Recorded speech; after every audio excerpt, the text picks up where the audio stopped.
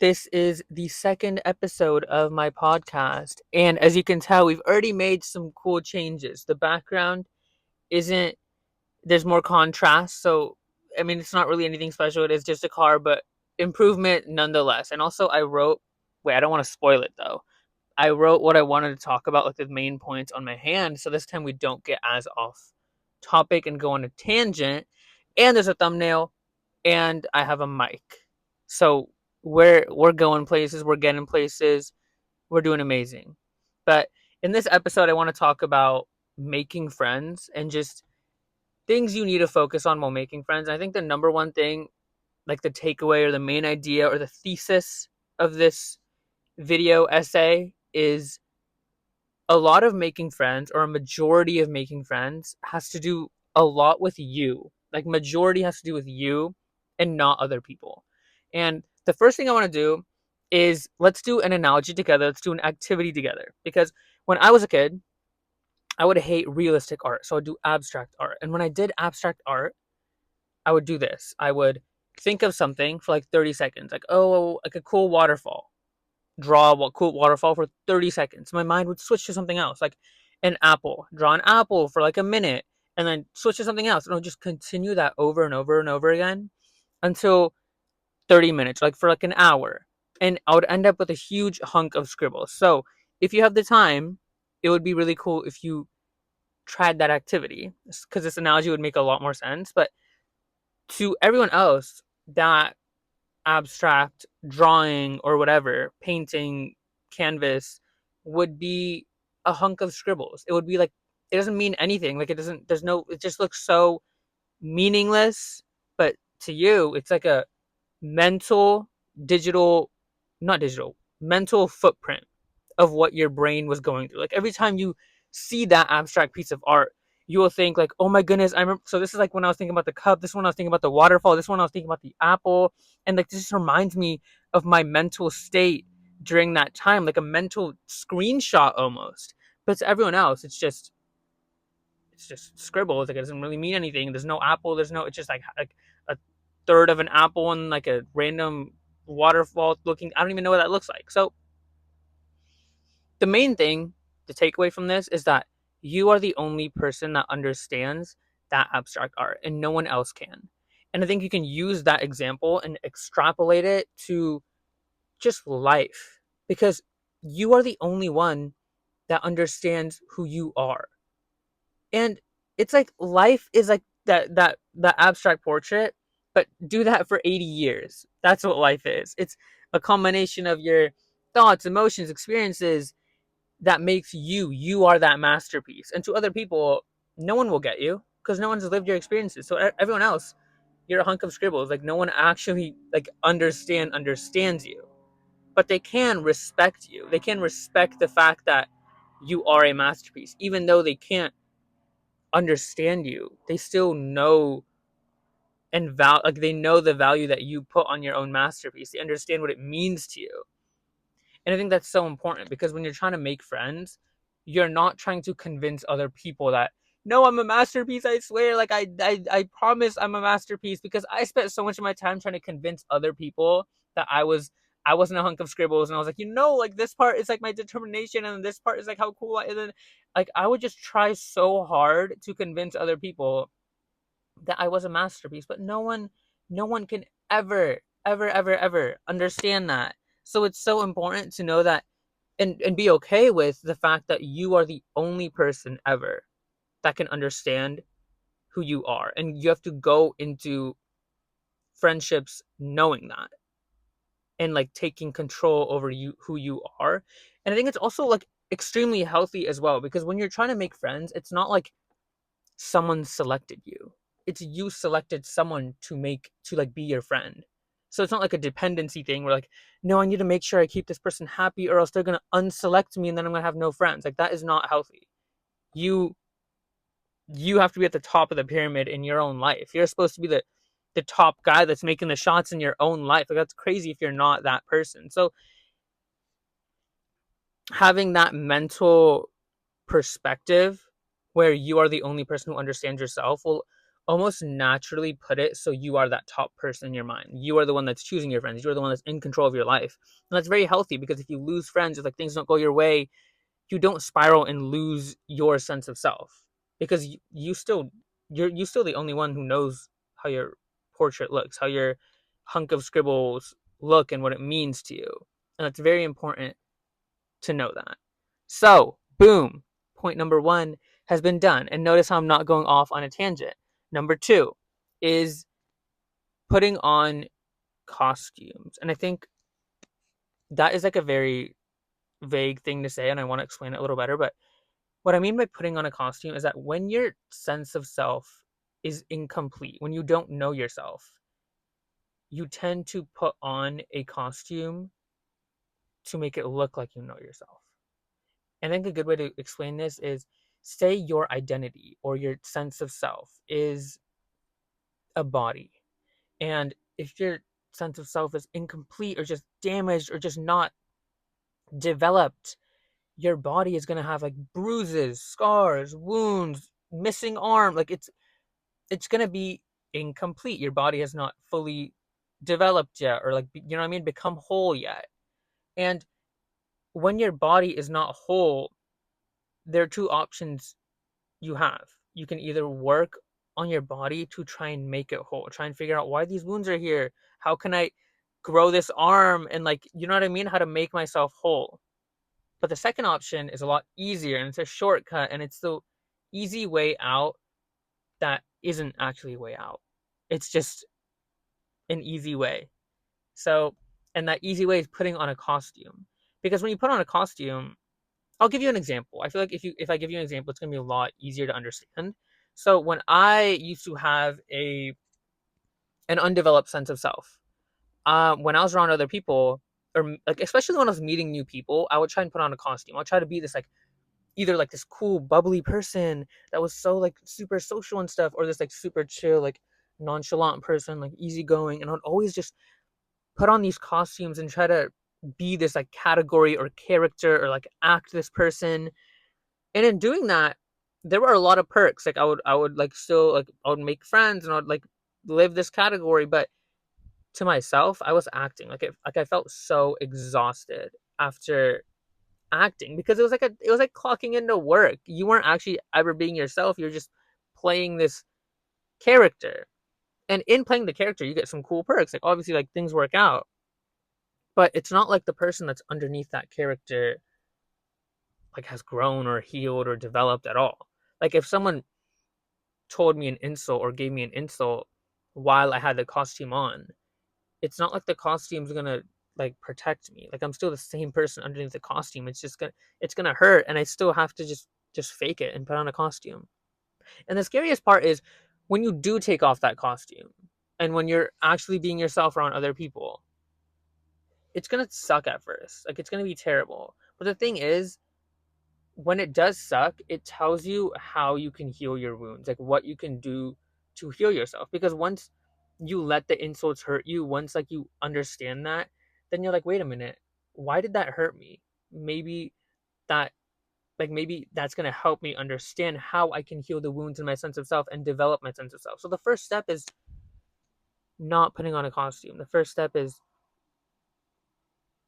just letting yourself get hurt. The first step is because that's how you know where you are hurt. Like you know when you're like when you have a cut on your hand and you're like you put on hand sanitizer and you're like, oh, it's revealing my cut. Like that's what it is basically. If you have to take off the costume and just like be yourself, and it's gonna hurt a lot, but then because it hurts, you're like, okay, here's a wound here. I got to work on this. I got to work on this. Okay, I don't have this fully developed, and you just know.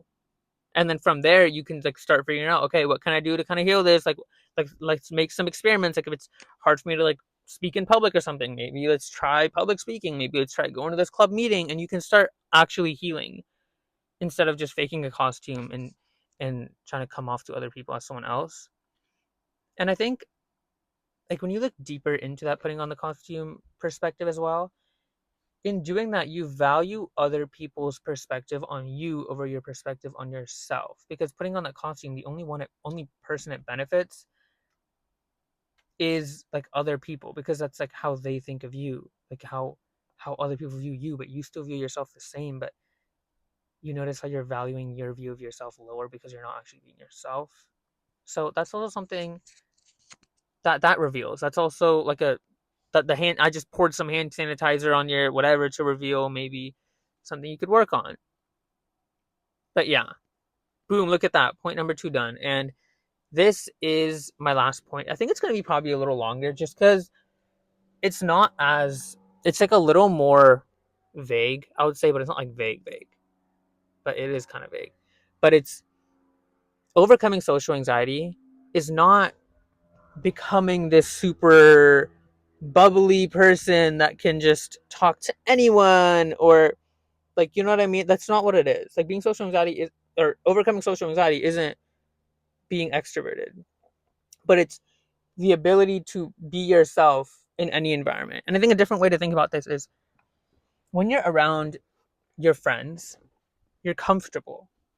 You act a certain way, you're actually being yourself around your friends, and you feel like when you're in a comfortable environment, you're more likely to express who you are and be yourself.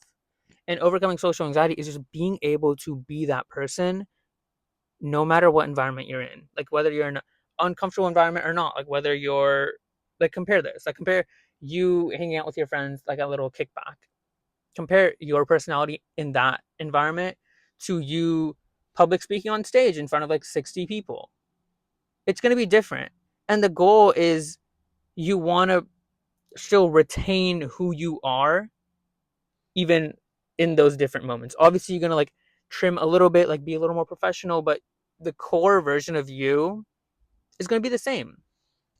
And there are so many instances and like applications for this that I want to share, just so you guys can get like a broader perspective of what I'm talking about. And I want to start from like earlier in my age to now being like a junior in college.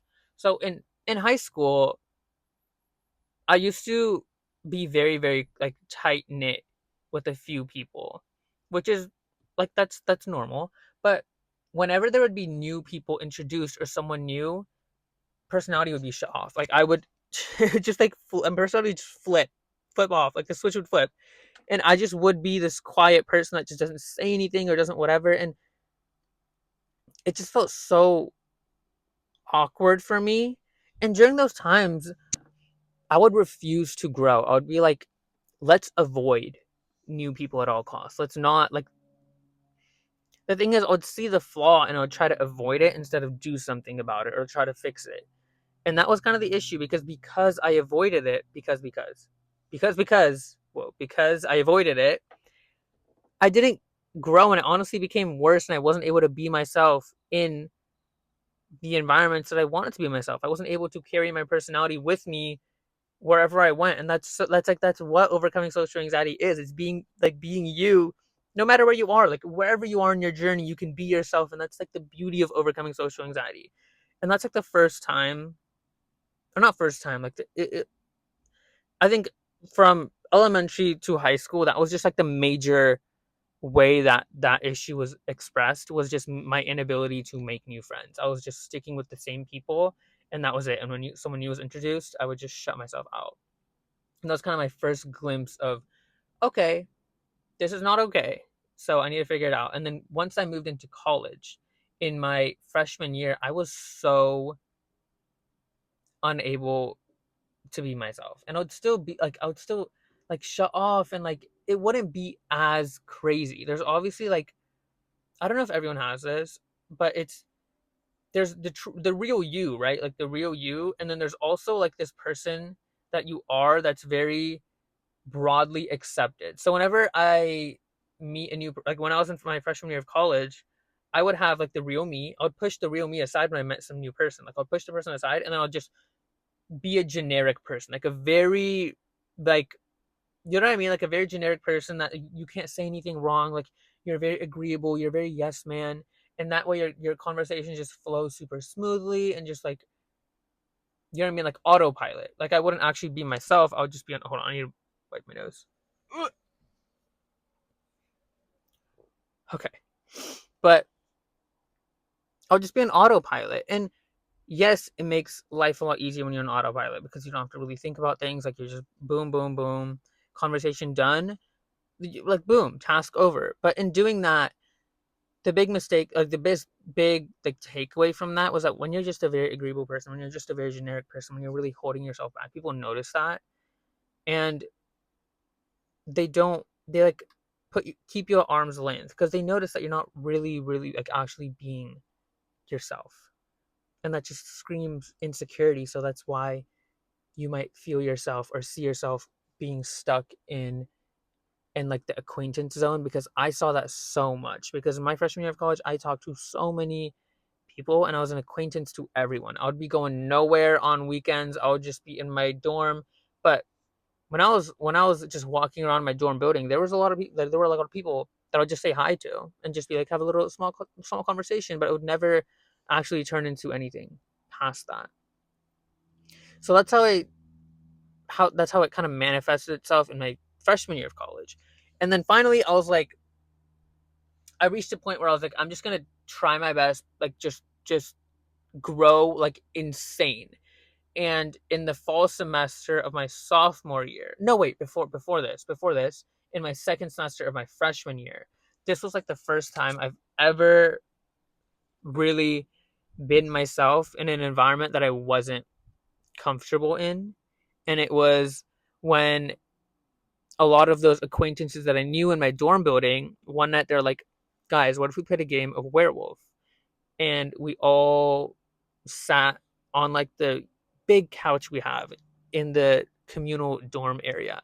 And we played a game of werewolf. And that was when I was fully myself. Like I was cracking jokes. I was just, I don't know what got into me. I was putting myself out there so much.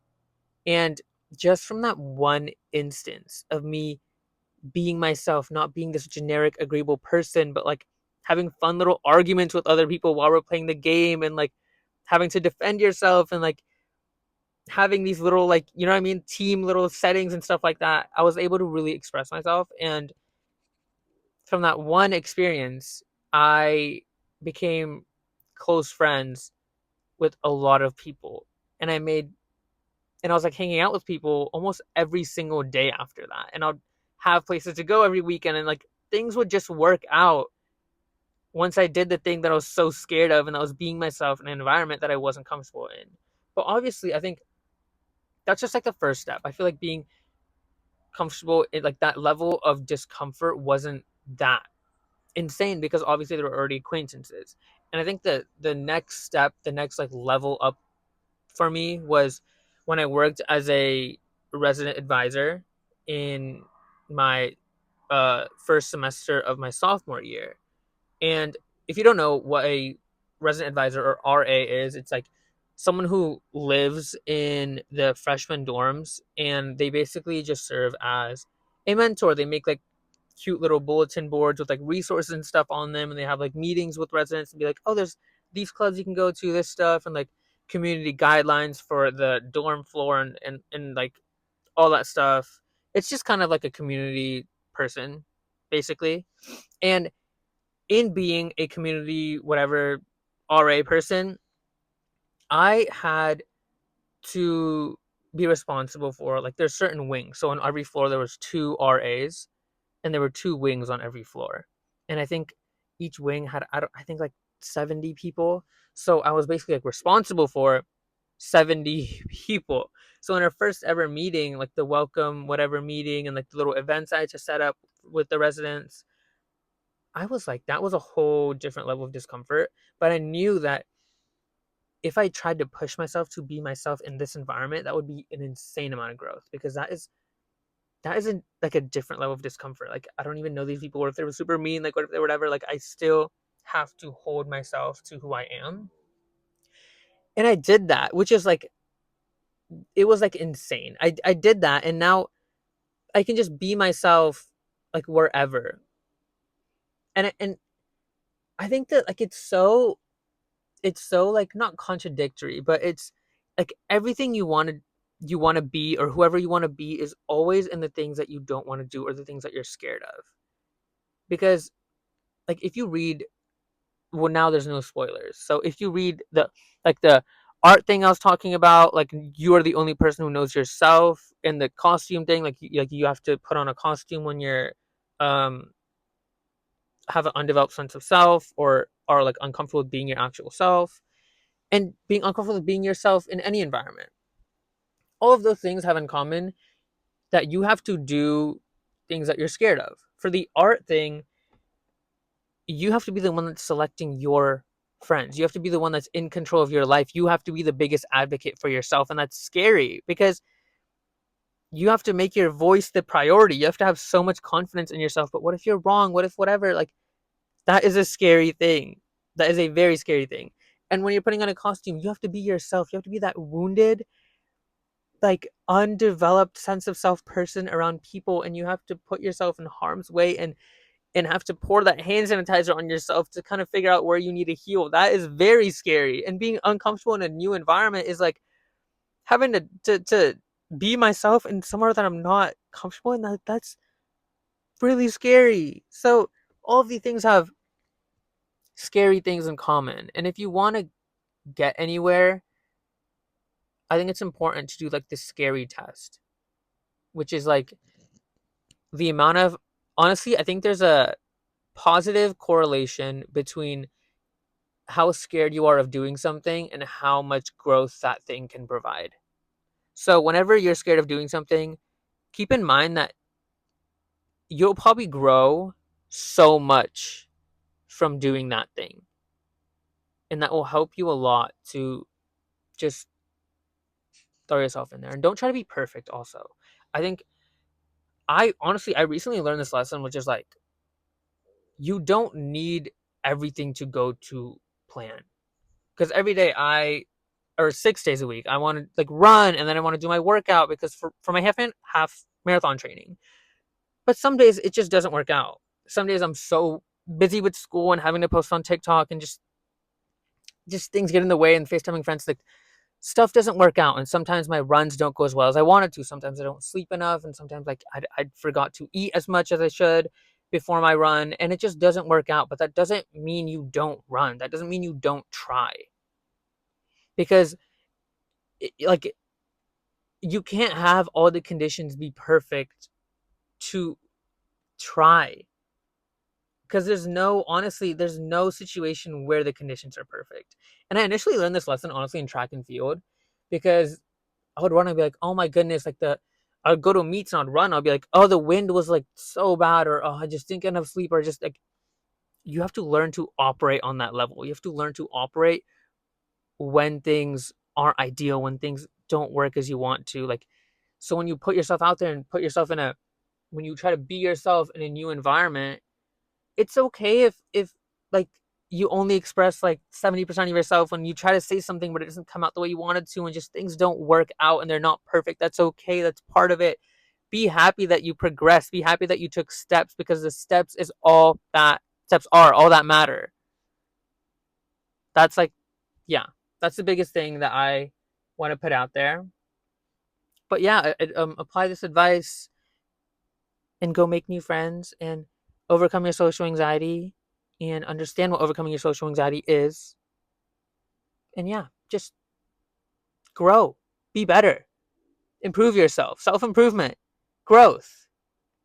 I'm just doing all the buzzwords. But, anyways, that was the end of the second ever episode. I would love if you guys could give me some tips. Maybe if you want to see a cooler background, I could definitely make a cooler background. Or just anything. Thumbnail, if the thumbnail was not very cool, let me know. I'll switch it up. I'll try to make a cooler thumbnail.